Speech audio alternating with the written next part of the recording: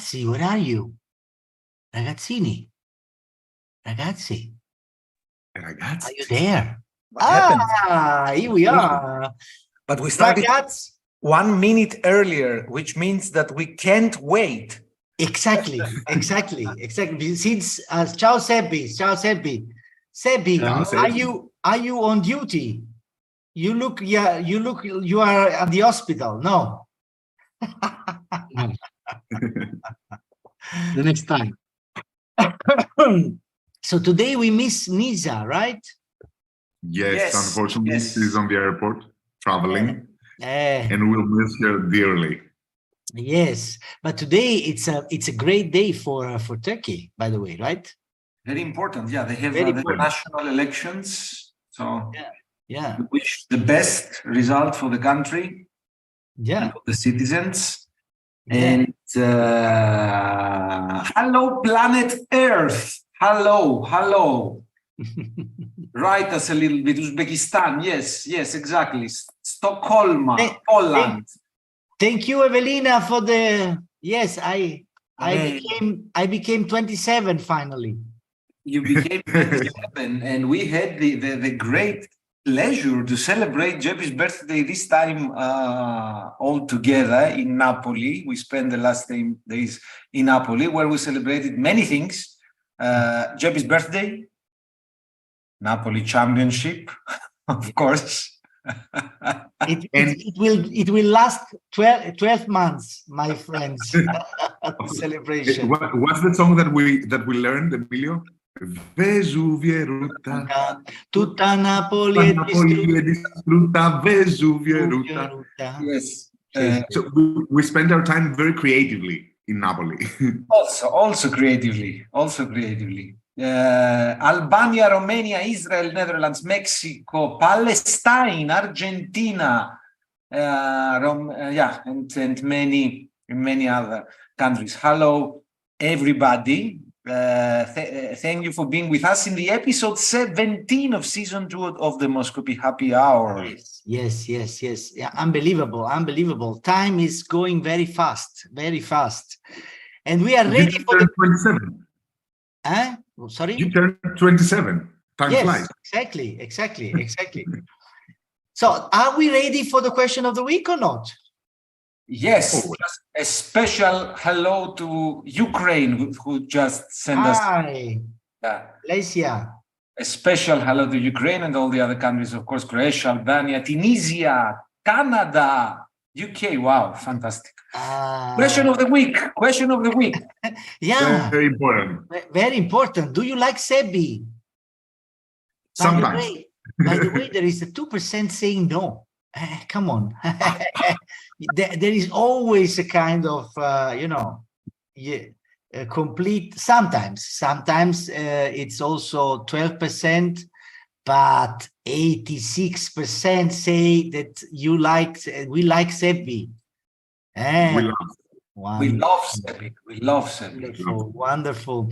But you know the story.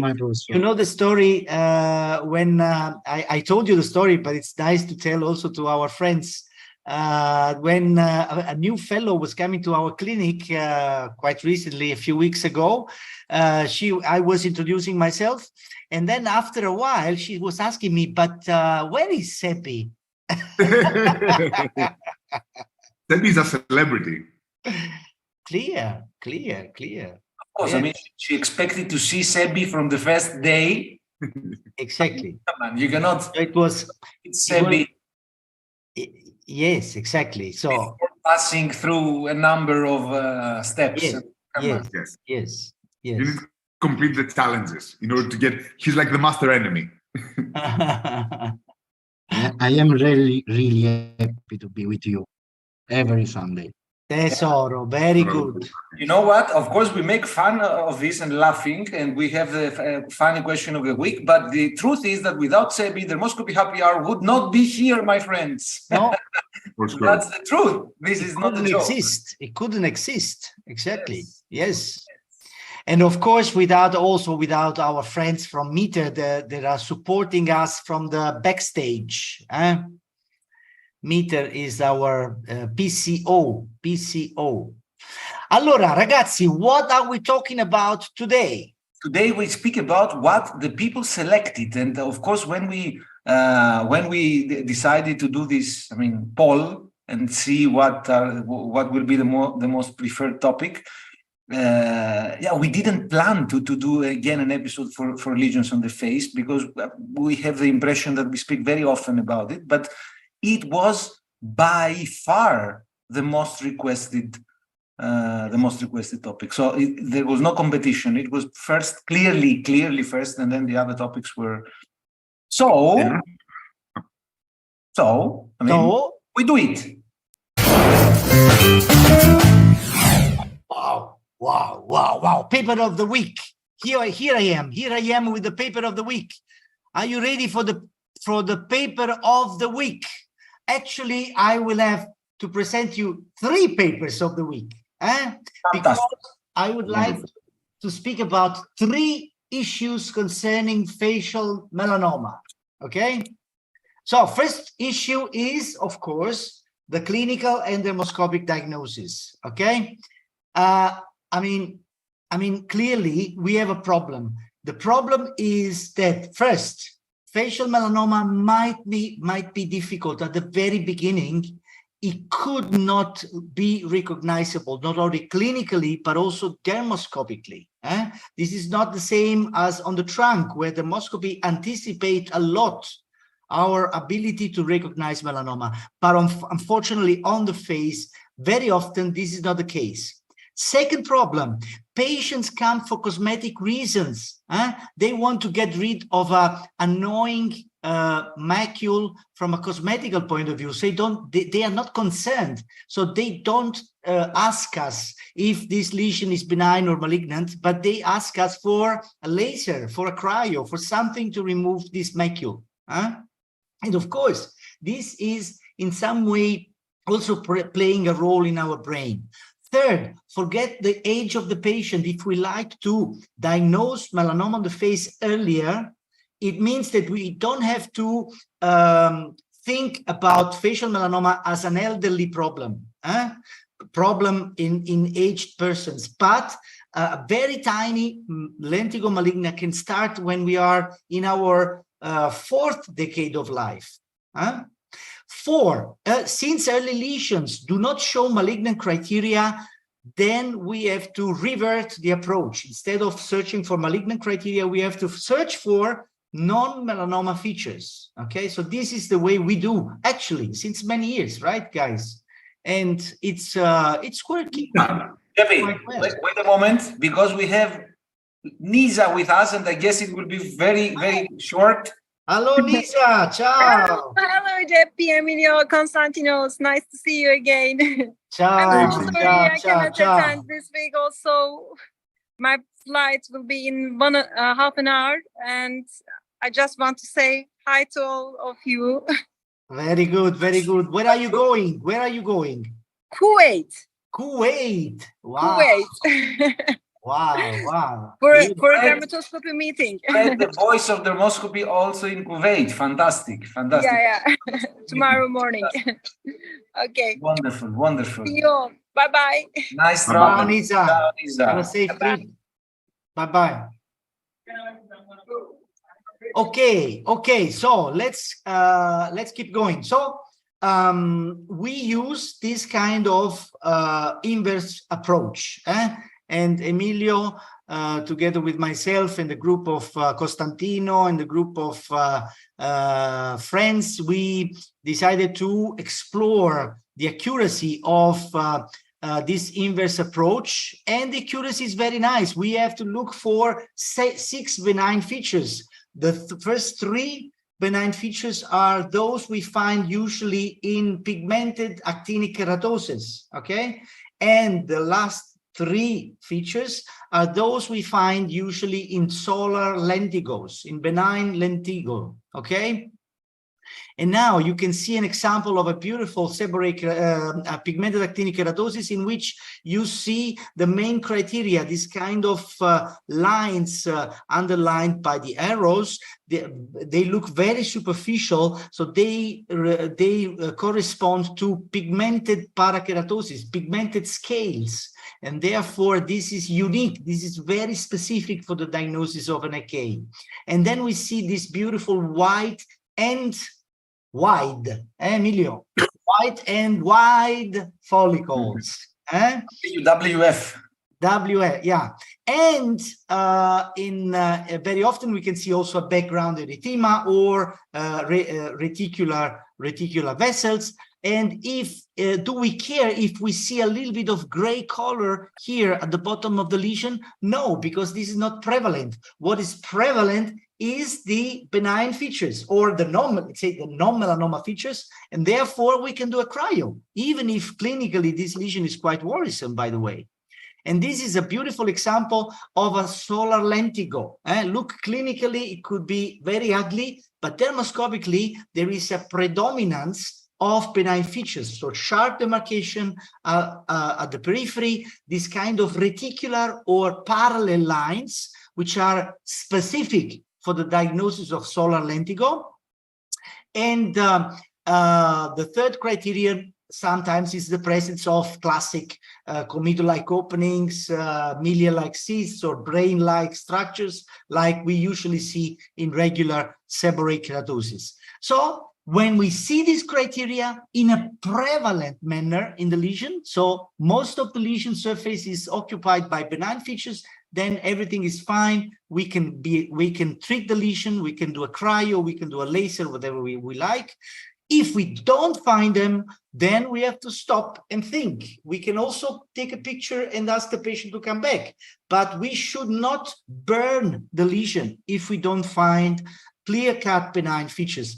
Here, an example of a very young lady, by the way, with a solitary lesion on the frontal region. And here, I mean, I cannot say without doubts that I see clear-cut features, clear-cut benign features, because the lesion is not sharply demarcated. I don't see clear-cut reticular lines, maybe a little bit, but it's not prevalent.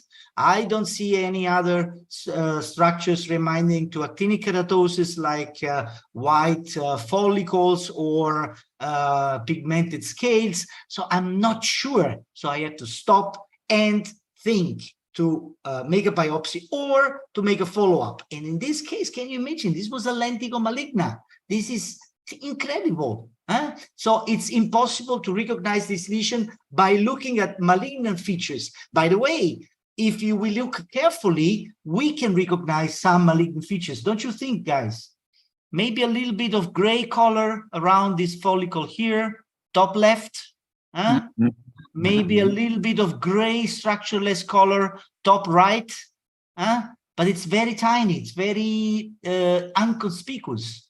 So there is a very nice and important question that we could discuss immediately now, because it's related a lot, by Eve, saying that some collision lesions on the face might have prevalent benign features, of course, because it's a collision with a benign tumor, but focally some different areas. So how can we be comfortable not to biopsy an odd area in a predominantly benign looking lesion?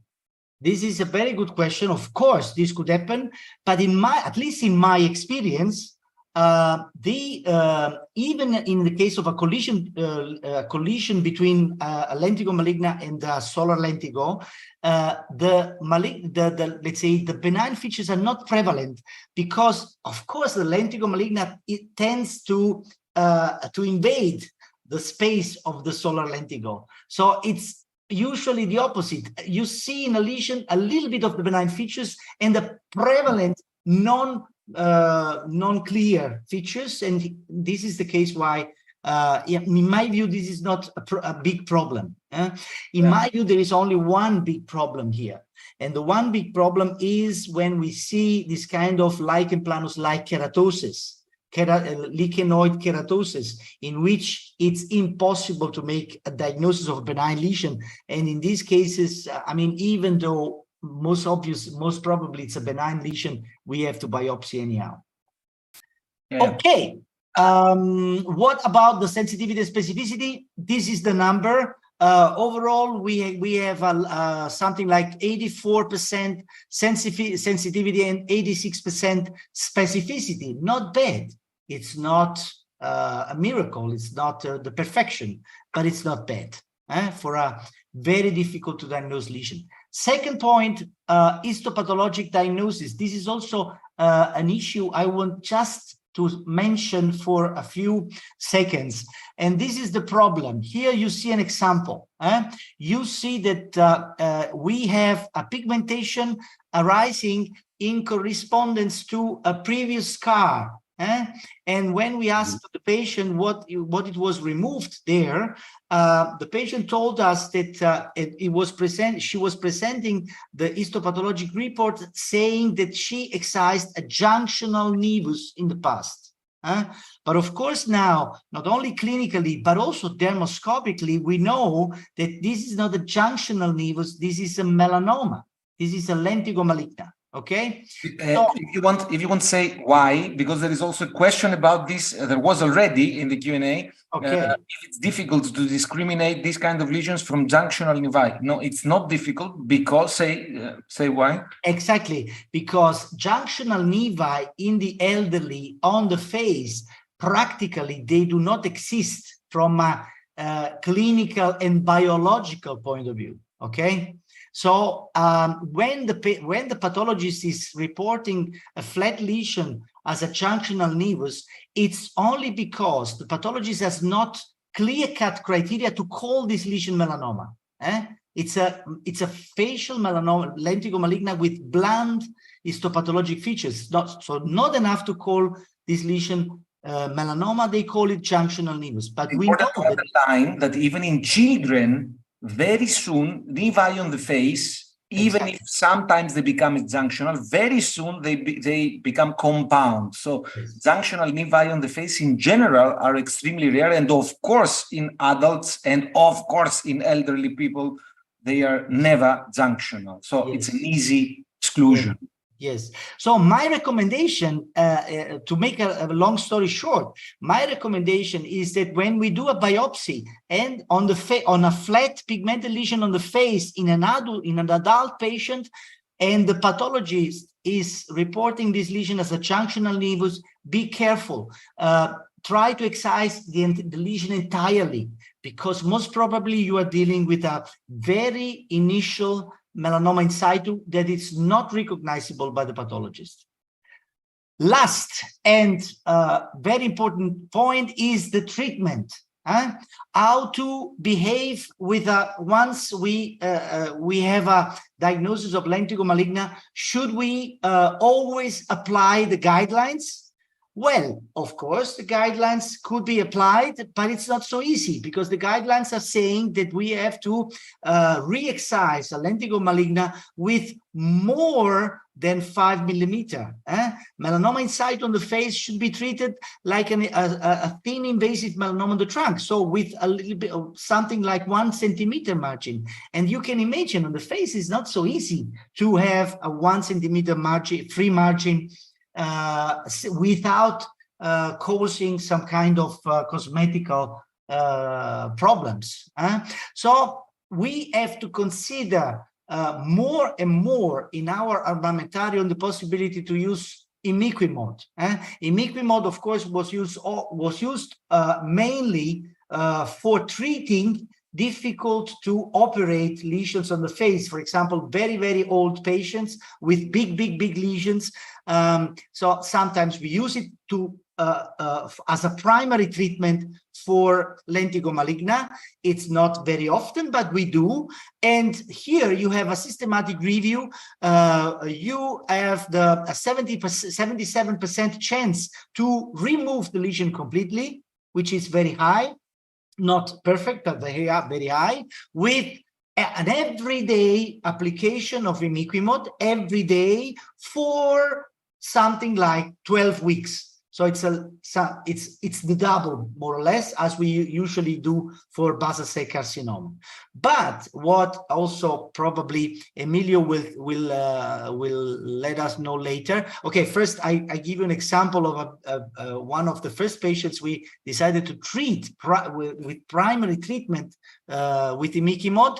You see this lady with a very large lentigo maligna, which was already got multiple operations, as you can see here, and we treated this lady with 12 weeks course of imiquimod. This is the result of 6 months. The result 6 months later, and this is the result 5 years later. So, by the way, fantastic rejuvenation also. Yes. She got a nice skin, right?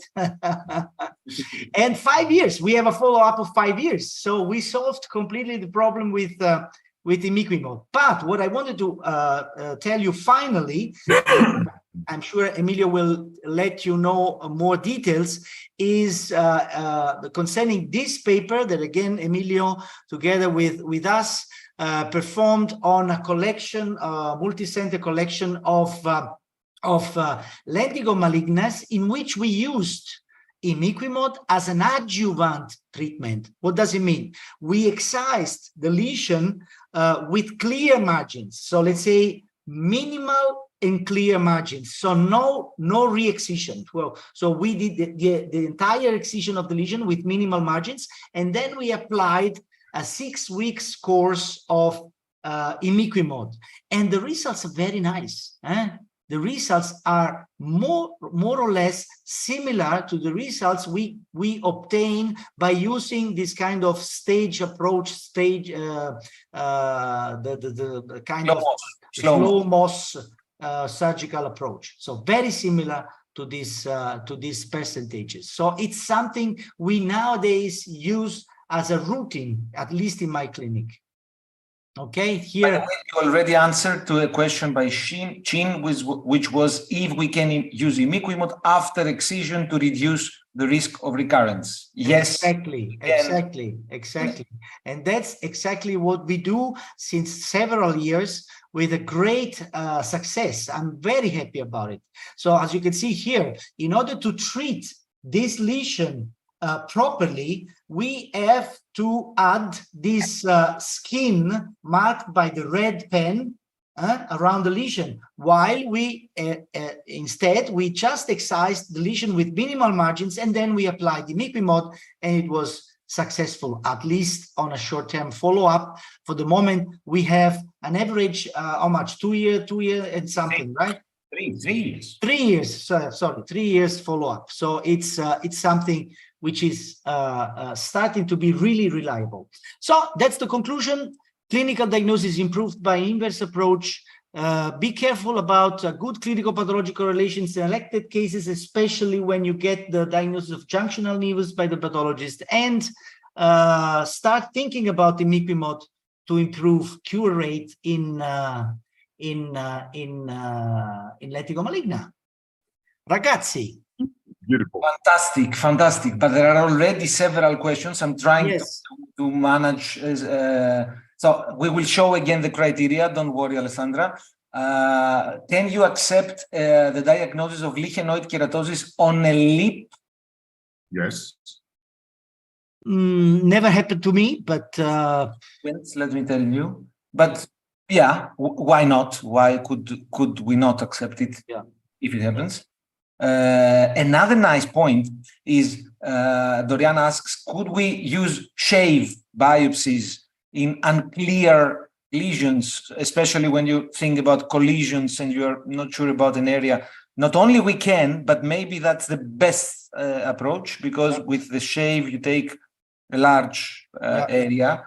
So it's basically it's what we usually do, to be honest. Jeppy, do you take biopsies after treatment of lentigo maligna with imiquimod? No. Why? We usually don't. We just judge the results from a clinical point of view, the clinical and dermoscopic, and sometimes confocal point of view. When we are very doubtful, we use confocal, but usually the dermoscopy is enough because you see the pigment, you see still the pigment when the lesion is, or when it's recurring. So we usually don't do it. How long do you wait after the operation before you start imiquimod? Not at all, just immediately after removing the stitches. Primary healing, yeah. What do you think about Bucky treatment? I don't understand what is Bucky treatment. Radiotherapy. Yeah, okay, sure.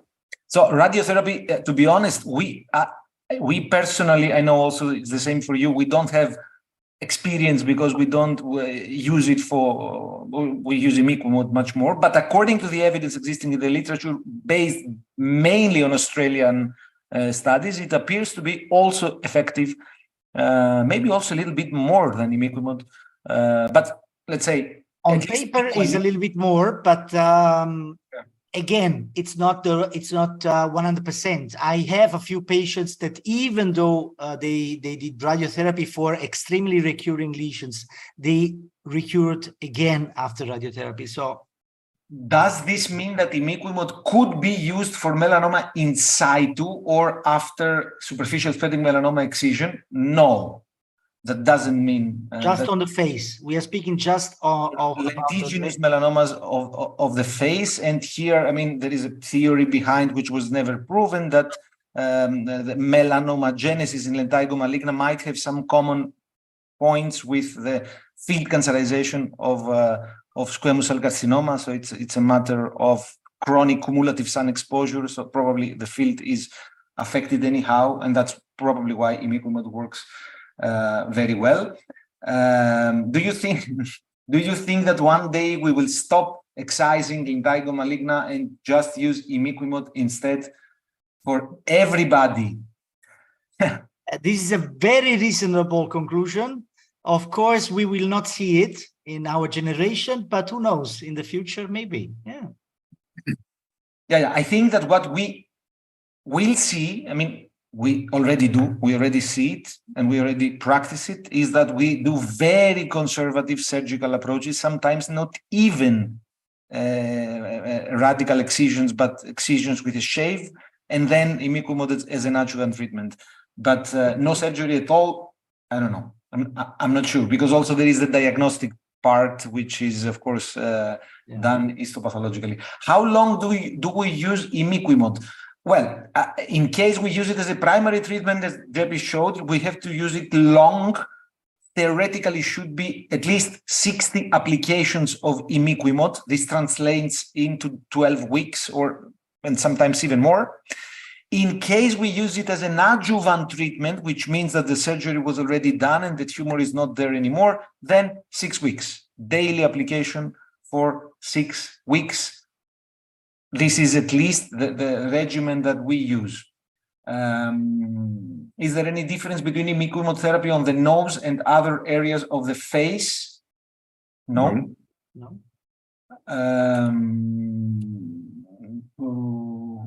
How do you feel if this can be used in multiple SCCs and lentigo maligna on the face? Yeah, it makes sense. I mean, in a scenario where these tumors coexist, which might happen because they are both induced by chronic cumulative sun exposure, then yes. Is the dosology like superficial BCC? No, it's every day. In BCC, it's 5 days per week. Here, it's 7 days per week. Another good point. Imiquimod in lentigo maligna is off-label. So yes. What about medico-legal aspects? This is, of course, a problem. It's off-label, and whenever we use an off-label treatment, and let me tell you guys, we as dermatologists, we do this every day. Every day we do some off-label treatment of something. So we have to speak very well with the patient and being on the same boat. And let me tell you, when you are on the same boat with the patient, nothing bad can happen, because he understands that we do this in his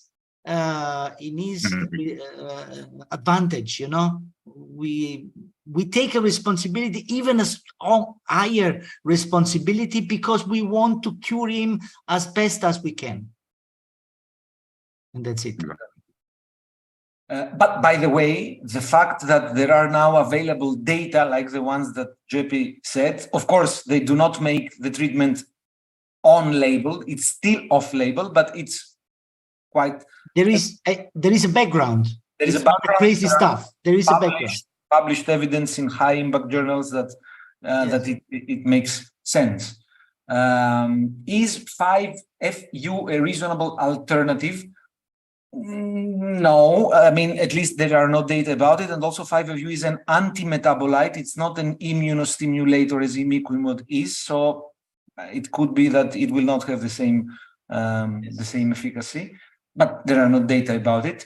Acral lentiginous melanoma benefit from the treatment with imiquimod? No, no data about acral lentiginous melanoma at all. In my experience, the problem is that, you have a very thickened corneum, so it's very difficult for the drug to penetrate.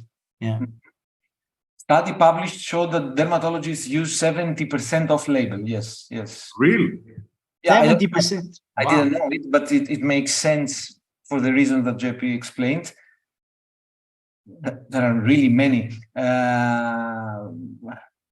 JP presented biopsy to prove the lentigo maligna on this woman. From which part? Okay. Before applying imiquimod, do you confirm your diagnosis with a biopsy? Well, yes. Always. And apart from that, the lady that Jeppy showed had undergone several excisions, so they knew it was melanoma recurrence. Exactly. Yes. Does a chromic lentigo maligna exist? Well, not lentigo maligna, but desmoplastic melanoma sometimes is a special type of achromic amelanotic melanoma, which is coexisting with a lentigo maligna. But it's a nodule. It's a nodule. I never saw a completely amelanotic lentigo maligna. I saw a couple of amelanotic melanomas on the face, but they were not lentigo maligna. They were conventional melanomas, not lentigo maligna. Do you mean that in 70% of lentigo malignas we don't need to do surgery? No, nobody means that. If this refers to the 70% that Eve wrote, I guess no. I guess that this means that very often we do things which are not officially on label because we have to face real clinical scenarios and we have to adjust for the benefit of the patient to the clinical reality.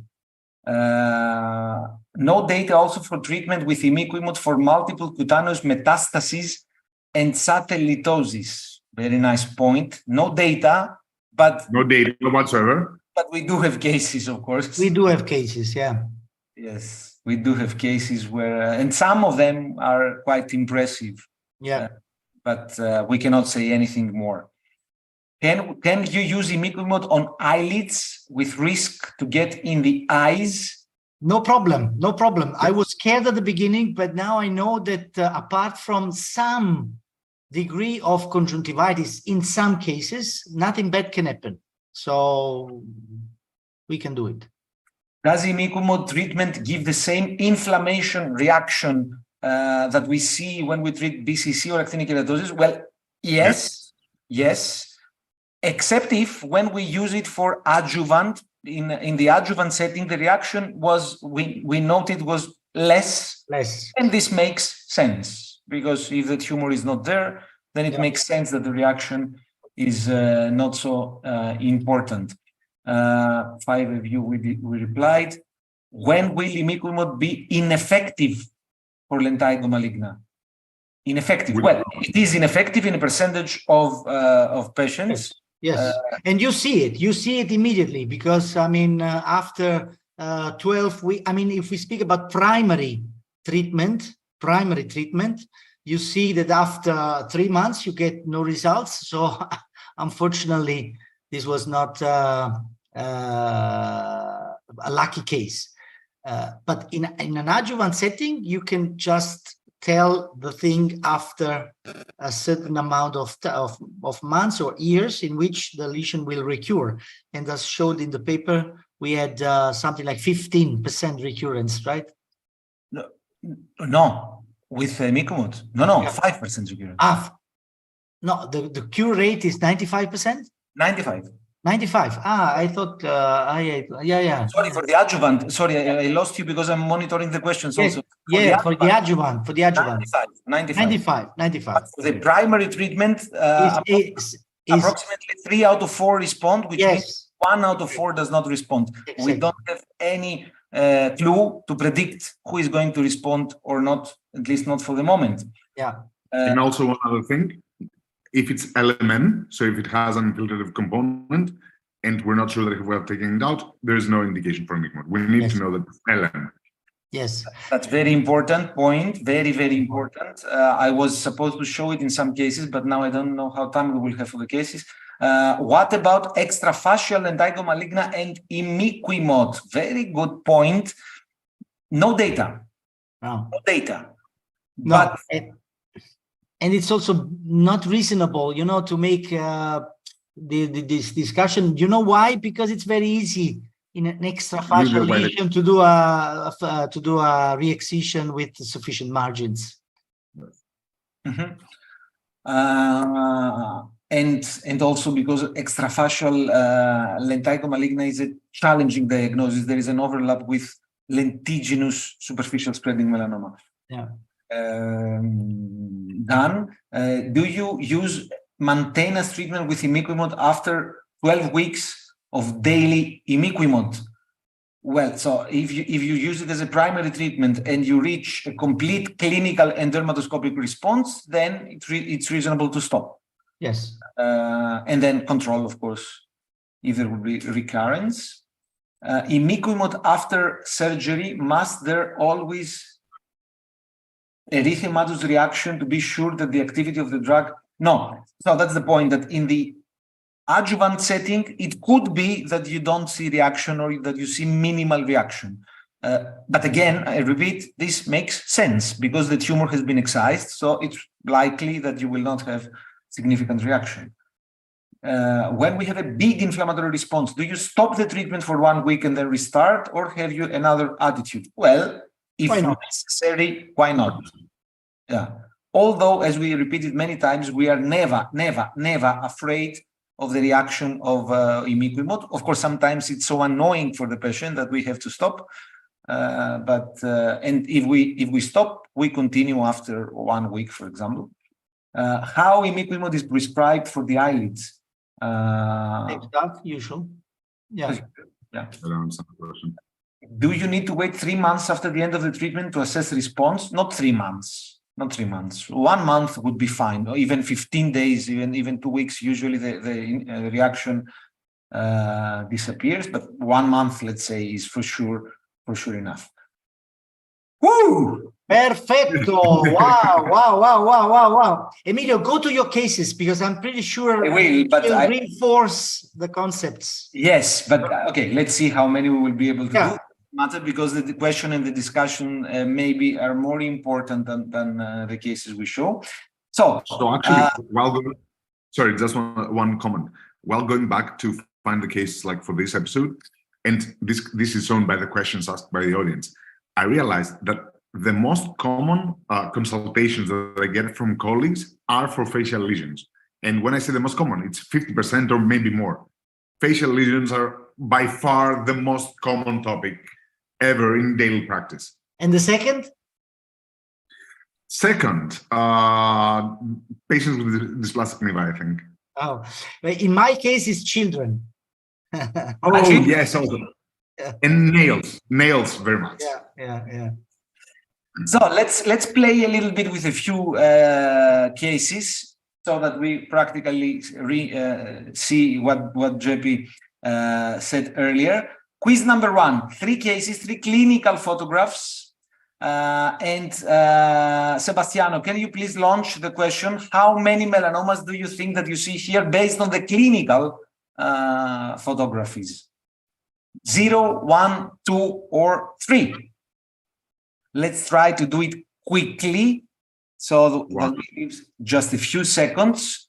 The most voted answer is 1. The second most voted answer is Cool, fantastic. Now, let's see dermoscopy and let's play the same game again, but this time with dermatoscopic images. How many melanomas do you think that you see in this slide? 0, 1, 2, or 3. And we have still 1 being the most voted answer, but we have 0 coming to the second place as compared to the clinic, to when we saw the clinical images. So now let's see the cases closely, one by one. So what do you think this is, guys? I mean, do we have to describe much? Actinic keratosis, we see background erythema, we see this WWF, and in this case we also see rosettes because the light is polarized. We also see scales, so pigmented actinic keratosis. That was the first case. The second case, again, it's a more tricky one, but again, we see some erythema in the background, a little bit, but there is erythema, and mainly there are follicular openings which are white and wide. So that's again a case of actinic keratosis. And in the third one, what's the diagnosis also here? Pigmented actinic keratosis with numerous follicular openings which are not covered at all by the pigment. So actinic keratosis again. Therefore, the response was 0. The correct response was 0 melanomas. Quiz number 2, clinical images again. Let's try to vote with the clinical images. How many melanomas? 0, 1, 2, or 3? I guess that 1 will win again, but let's see. I might be wrong. Yes. 1 is the winner. 1 is the winner, and again, 2 is the second most voted answer. Now, which one do you think people believe it's a melanoma? Number 3, I guess. Yes, I think number 3. Number 3 is definitely very suspicious. Now, with dermatoscopic photographs, let's vote again. How many melanomas do you think you see? 0, 1, 2, or 3? Let's see if the situation is going to change. Before we had 50% for 1 and 25% for 2. Now we have 50% for 0. Yes. A significant change in the voting. And of course, now let's see again the cases one by one. This is the first one. What is the diagnosis? Yeah. The beautiful sharp demarcation. This is the definition of sharply demarcated border, which is a very strong clue, of course, for solar lentigo or seborrheic keratosis. So sharp demarcation. Second case, come on. Beautiful comidos. Comido-like openings and a few milia-like cysts. Seborrheic keratosis. Case number 3, a predominant reticulation. Predominant network. The network is one of the 6 criteria.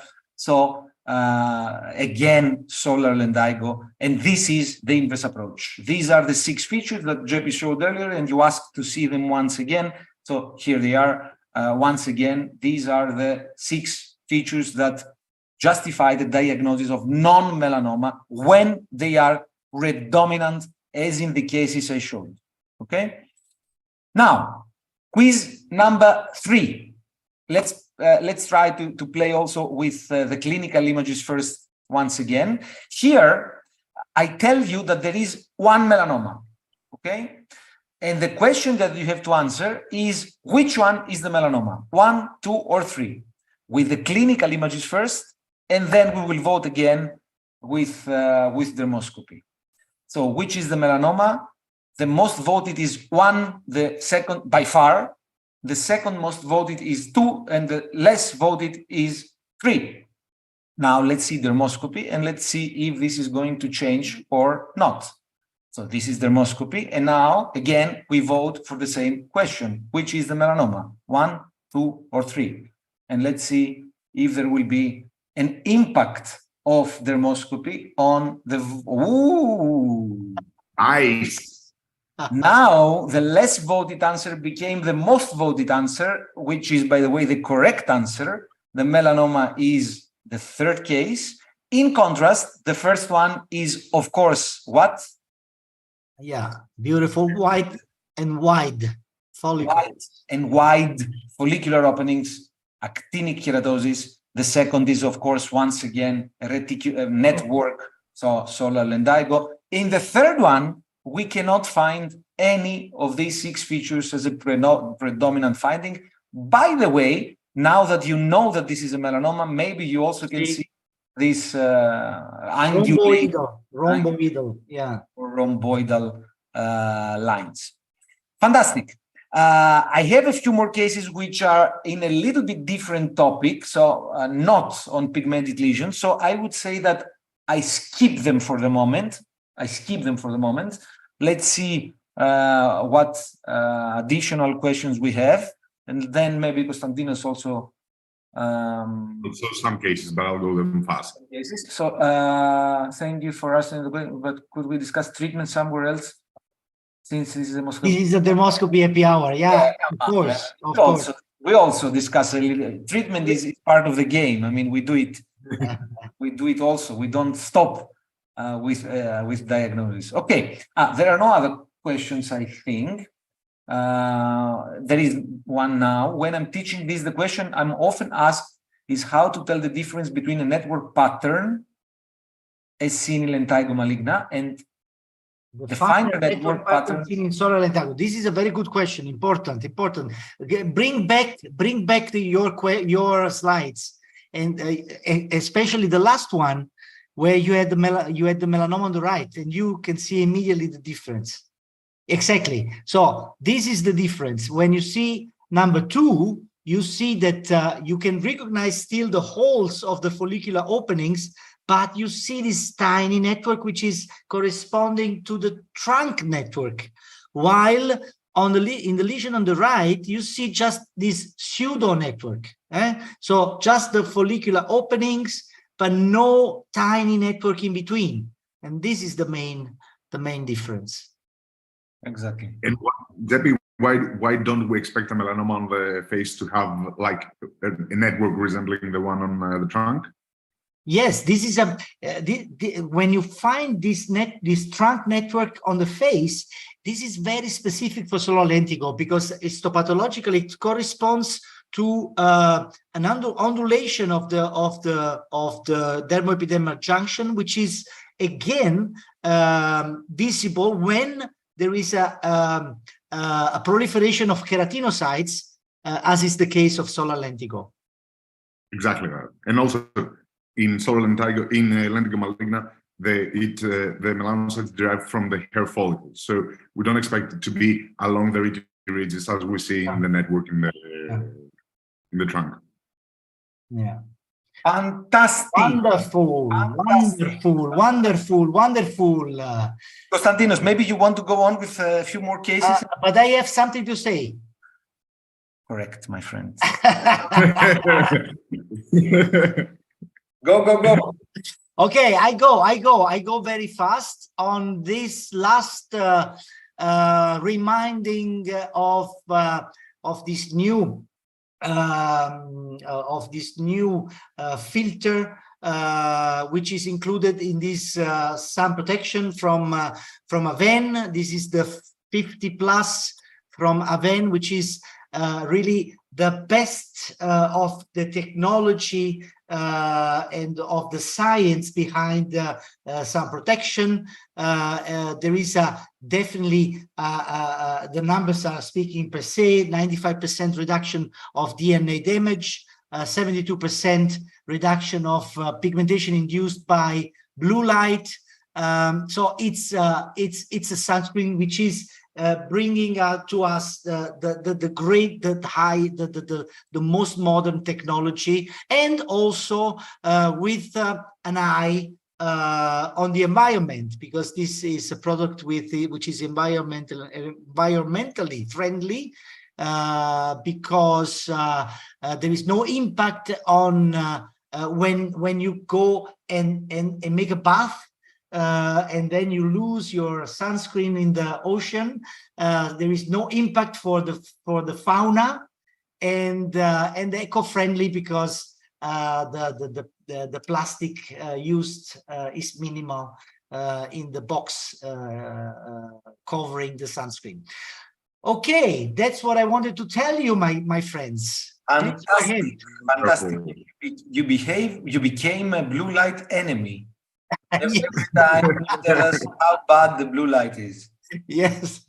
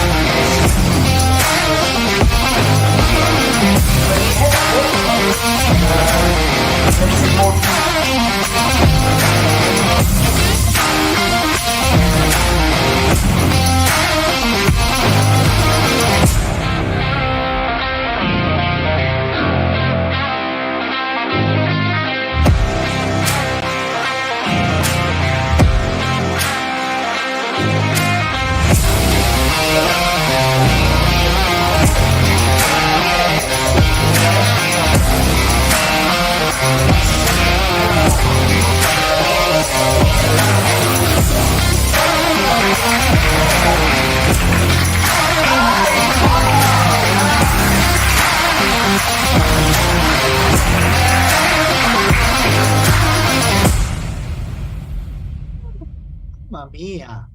This is an amazing promo video. I've never seen it before. Wow. Wow. You can also see I that. want That's to the go first there. time. I want to go there. I definitely want to go there. Wow, this was really wonderful. Let me tell you. Nice. This is the Dermoscopy Excellence. Emilio, what is the Dermoscopy Excellence? You see, Dermoscopy Excellence Masterclass. 3 days that we spent, 3 dates and nights that we spent all together Yes. with a close group, of course, of colleagues and friends. Speaking a lot on everything on dermoscopy, starting from some basic things, but mainly focusing on the more complicated ones. And this will take. Emilio, can we do a promise today? Tell me whatever you like. Can we do a promise that for the next Dermoscopy Excellence Masterclass, we will invite Costantino and Nisa to join us? Can we make a special edition of the Dermoscopy Excellence? Sebastiano. Sebastiano. I'm really looking forward. Well, I mean, I'll mainly leave the audience learning, but yes, a great honor and pleasure.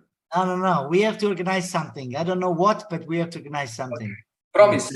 Yeah, promise. Will be an anniversary. And Sebi, of course. Yeah. Look at the smile of Sebi. Fantastic. So, Konstantinos, go with a few cases and let's see. There is a question. The masterclass takes place in Rome, and it's in the end. I don't remember precisely the date, 30 of August or 31 of August, but you can find everything if you Google Dermoscopy Excellence. The 31st of August, September 1 and September 2. Yeah. Wonderful. Go, Kostas. So, just on the LPLK on the lip note, this is the lesion. It's a large lesion. It covers all this area. And you can see that this has it's very nicely demarcated. And this is a lichen planus-like keratosis also on the lip. This is the lip side. So yes, you can find it. It's not that common, but of course you can find it. Now, moving forward with the cases, I won't show them all because we already are out of time. This one, you already know the answer. This is a pigmented actinic keratosis, as Jeppe and Emilios finally showed. So this lesion, large lesion, this is one aspect of it. Based on this image, what do you think this is? Sebi? Is this a melanoma in situ, invasive melanoma, solar lentigo seborrheic keratosis, actinic keratosis, collision, BCC, SCC, or other? The winner is... Yes, and it does make sense because on this part, the features that we see are those of a solar lentigo seborrheic keratosis. However, if we move our dermoscope, and I think here it's shown really nice. What do you think now that this lesion is?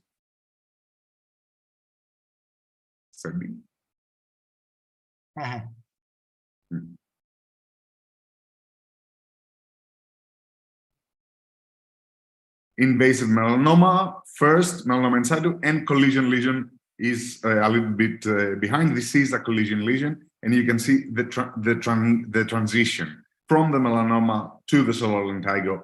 And this was the question of Eve, that of course we can have collision lesions, especially on severely sun-damaged skin.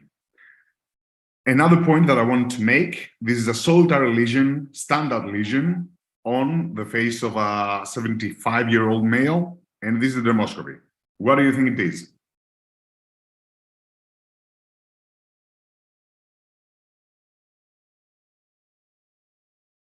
Melanoma in situ, invasive melanoma. The winner is solar lentigo sub K. Excellent. Just as a reminder, always apply non-polarized light in these kind of lesions. Yes. So this is an important point, Kostas, very important. Sometimes in order to see milia-like cysts and comedon-like openings in a better way, we have to switch to non-polarized light. Yeah. Exactly, because we can see the more surface structures better. Yes. This okay, everybody will know. But say, since you showed it, say melanoma. Yes, melanoma. Melanoma. This is a clear-cut melanoma. This is an invasive melanoma. As you can see, the obliteration of hair follicles as well. And again, we do not see predominant features of solar lentigo or actinic keratosis. Yes, at some points, maybe we can see some features of solar lentigo, but as Emilios was saying and pointing out, they have to be predominant in the lesion in order to set that diagnosis. It's funny because my cases correspond to some of the points that you made. This is a 52-year-old woman that came with this changing lesion on the forehead. What do you think this lesion is? This is more on the scalp, not so much on the face. Mm-hmm. Scalp, in some way, changes everything, you know? Yes, exactly. And this is the point that I want to make. The diagnosis of this came back histopathologically as a junctional dysplastic nevus. And of course, we know, as JP pointed out, that this can never be a junctional dysplastic nevus, especially given the history and the morphology. So this was a melanoma in situ and was treated accordingly. And I asked the pathologist to change the diagnosis. Yes. So here we can also use this case to make a point. And the point is, a facial skin is different from scalp skin. So when we see a network on the scalp, this does not mean that it's a specific clue for solar lentigo, but we are back to the situation we have on the trunk in some way. So be careful about reticular lesions of the scalp. Yeah, that's a very good point. Kostas, there is a comment that the images go too fast. Sorry about that. Better, in my view, it's better if you show less cases, but don't hurry very much. There is also a question by Pascal if we believe that there are possible cases of progression from solar lentigo to lentigo maligna. I would say that although you can never say never, everything can happen, but if you exclude this never say never, then the answer would be never, would be no.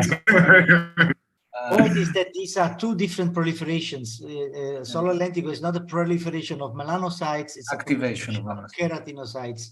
Therefore, it's not possible. Yeah. Exactly.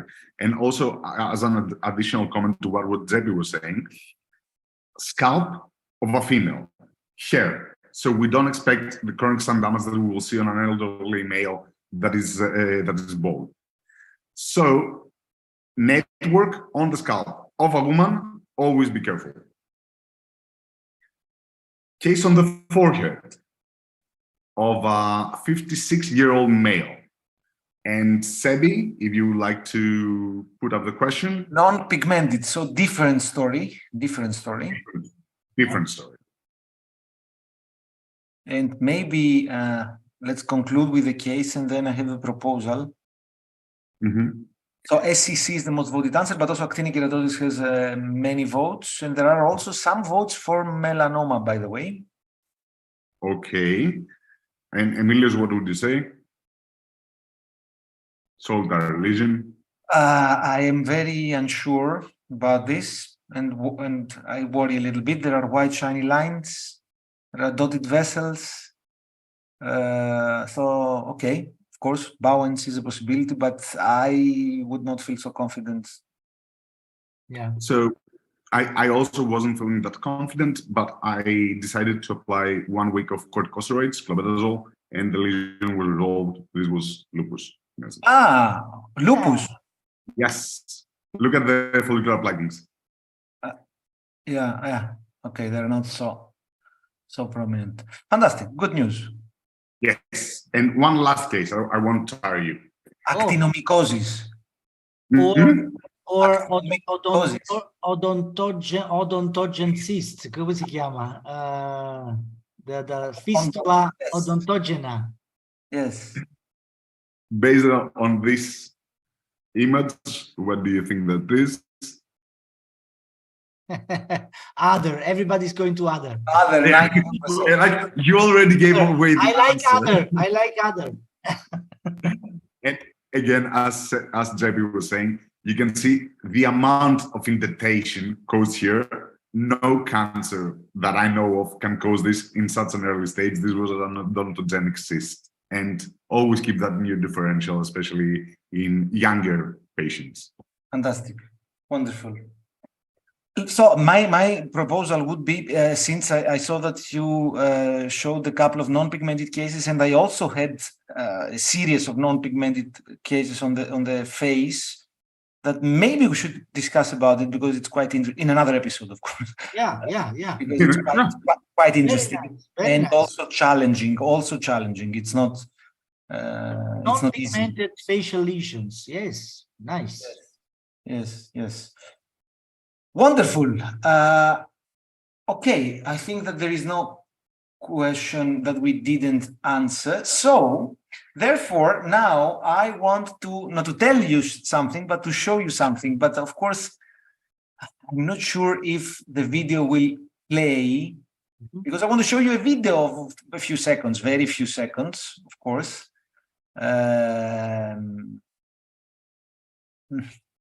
Okay, I will try. The video will play, but I don't know if the audio will play. Okay, I can sing a song if you like.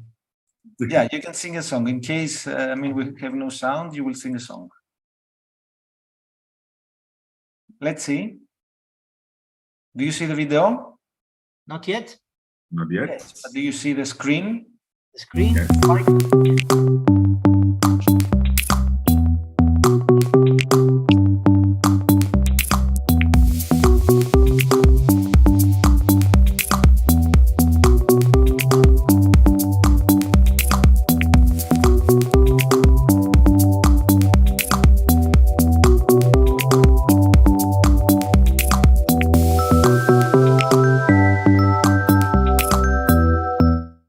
Wow, nice.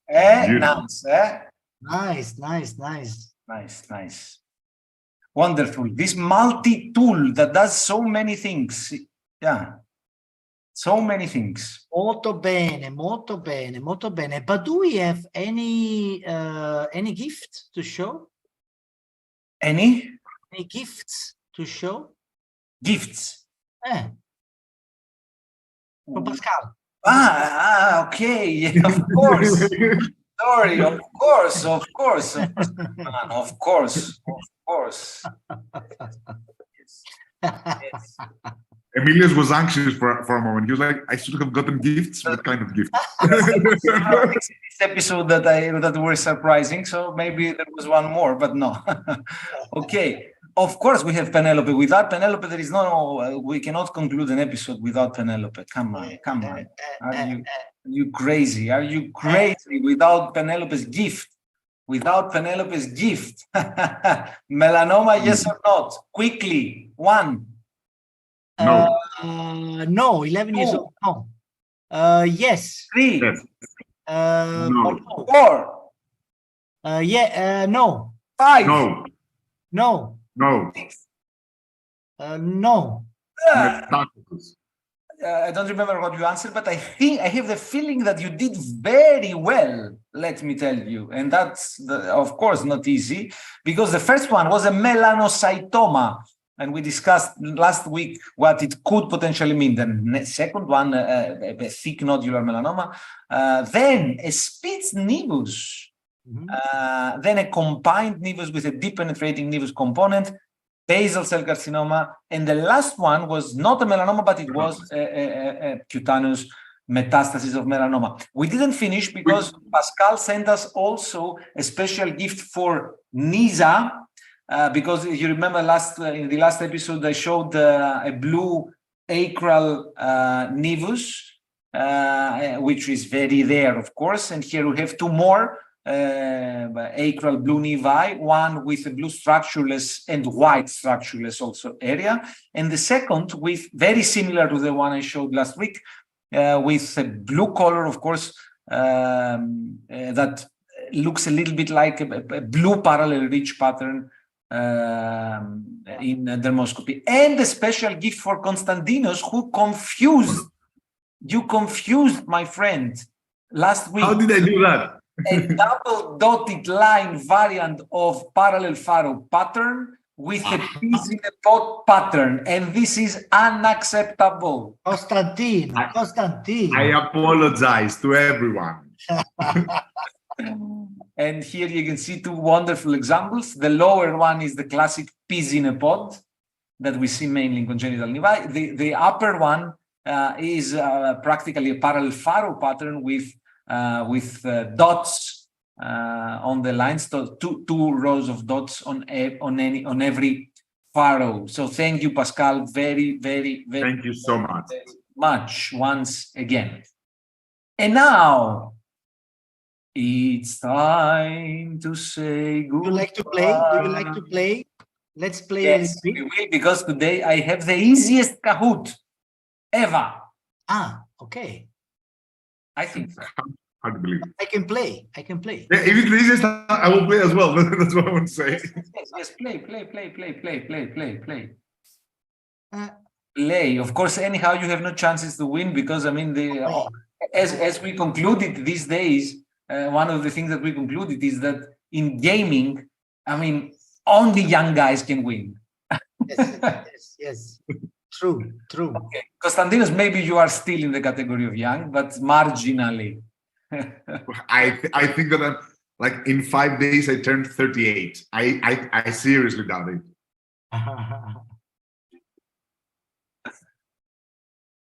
Okay. Waiting for players. For the moment, we have not so many. Not so many, right? Yes, but now we have Emen and Kaka and Ellen. Cha-cha. Okay, cha-cha. But of course, you know, the cha-cha-cha was a kind of ballet and type of songs. Cha-cha-cha. Yes, cha-cha. Segreta aria, cha-cha-cha. And also the fly, right? Cha-cha fly. The one that brings trypanosomiasis, I think. Yeah. But now, do you also hear the music? No. No, Okay, good.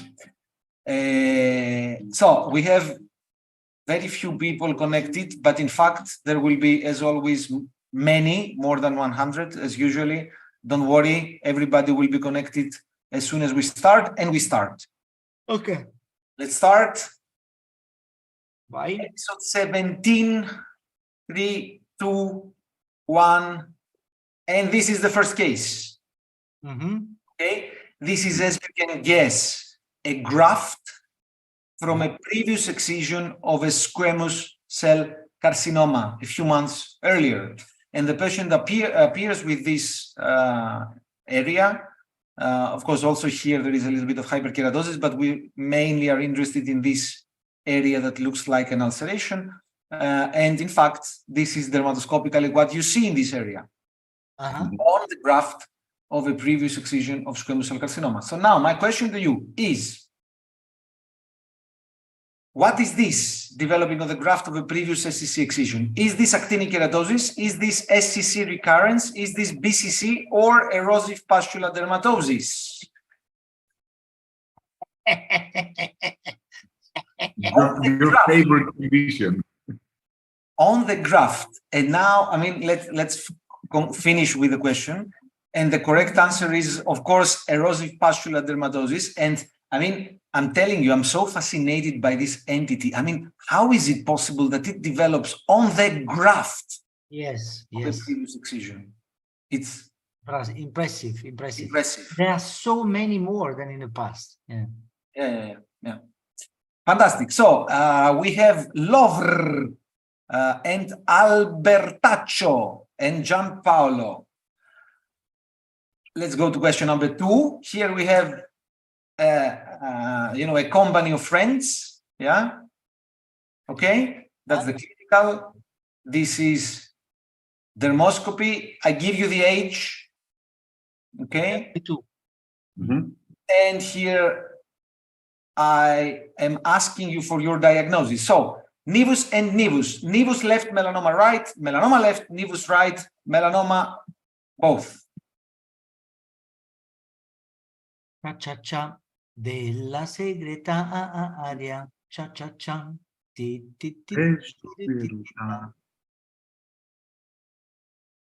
And of course, the majority found the correct answer, which was that melanoma is on the right. This is a classic example, just to remember that in people in this age, the only pattern we accept to find in nevi is a reticular, which is slowly involuting, depigmenting. We don't expect to find intense pigmentation. We don't expect to find many globules and, of course, atypical globules. So, of course, the lesion on the right is suspicious,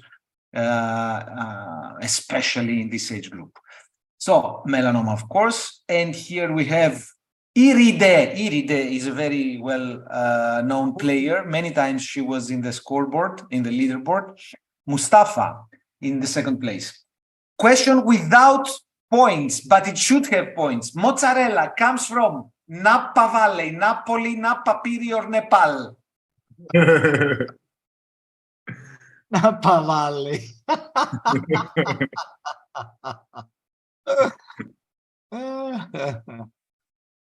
Let's see. This is a basic cultural information, of course. Come on. Never again we had this kind of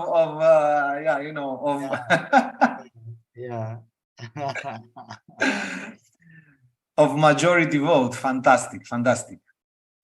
So I replaced the wine question for this week with mozzarella to honor the many pieces of mozzarella that we ate in the previous days, and they were, of course,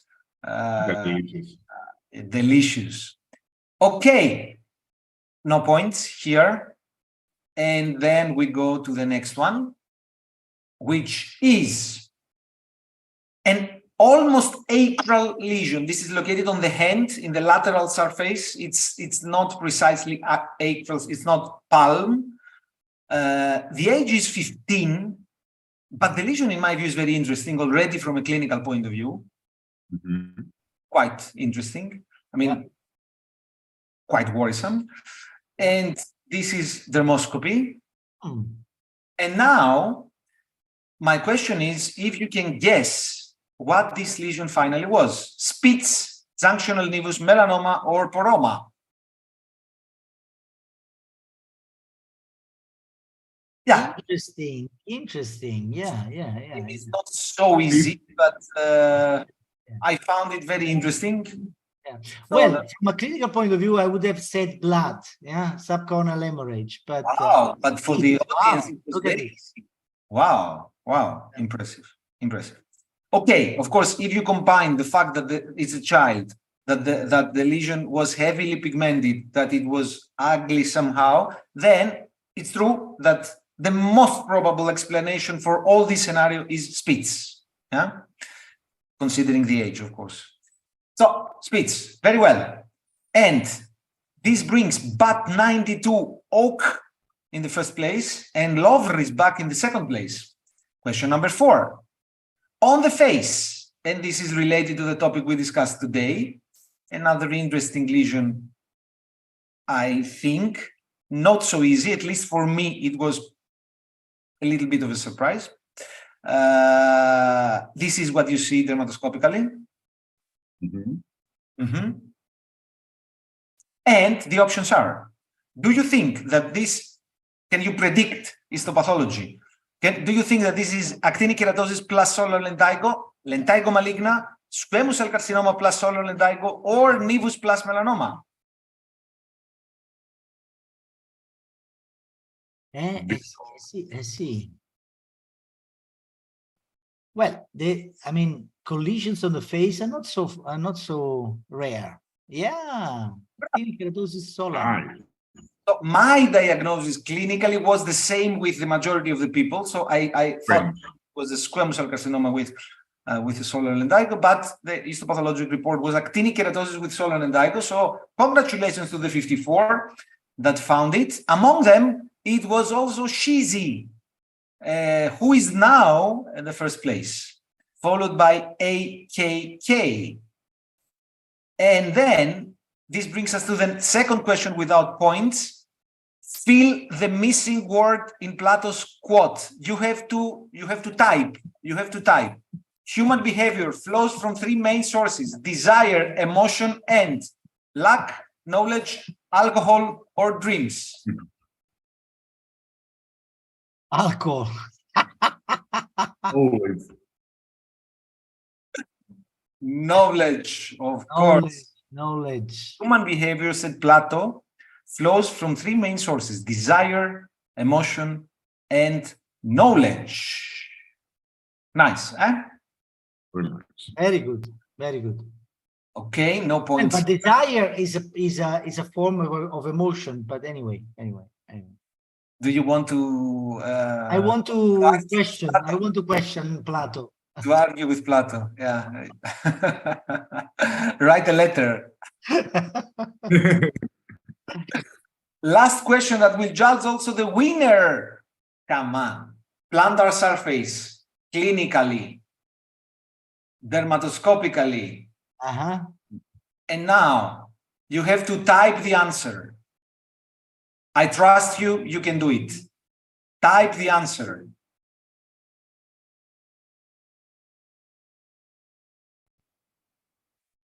I did it. Fantastic. There are a few more seconds for this question because the typing might require a little bit of time. Debbie, are you playing? Yes. What position are you? Very bad. A complete disaster. So let's see what happened. Top 20 answers.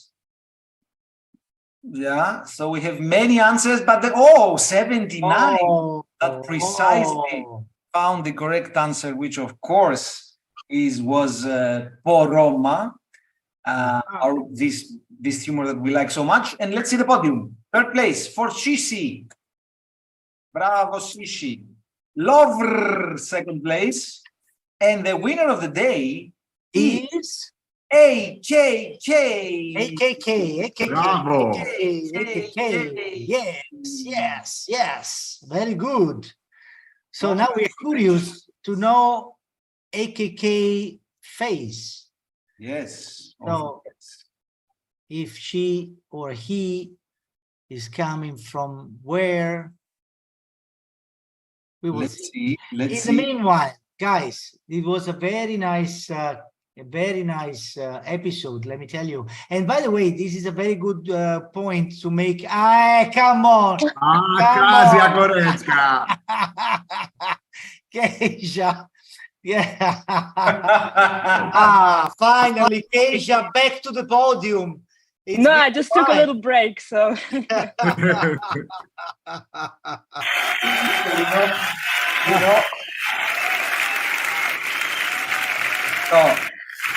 In order to make the Kahoot more competitive, we made sure that Keisha is not allowed to play, so we banned her from participating. We have to do like in golf. She had to change his name. No, but we have to do like in golf. We have to give her some kind of minus point at the beginning. No, but I wear glasses today, so Nisa can say I graduated high school already. No, very nice to see you all again. I'm very happy. Great seeing you. We're also very happy to see you. What can we say? What can we say about you? I mean, come on. We said so many times, so it's unbelievable. It's unbelievable. Many congratulations. Thank you very much. I do my best, and it's always very, very nice to see and watch all of the episodes. So they're always brilliant. So wonderful, wonderful. You're up, Keisha. Okay, guys, thank you, Keisha. Ragazzi, so see you next Sunday. Maybe with another episode of facial lesions. We will see. And un bacio. I love you. Do you love me? We love you very much. So much. So much. So much. Thank you all. Thank you, guys. Thank you so much. Bye-bye. All of Thank you. you, guys. Bye-bye. Bye-bye. Bye-bye.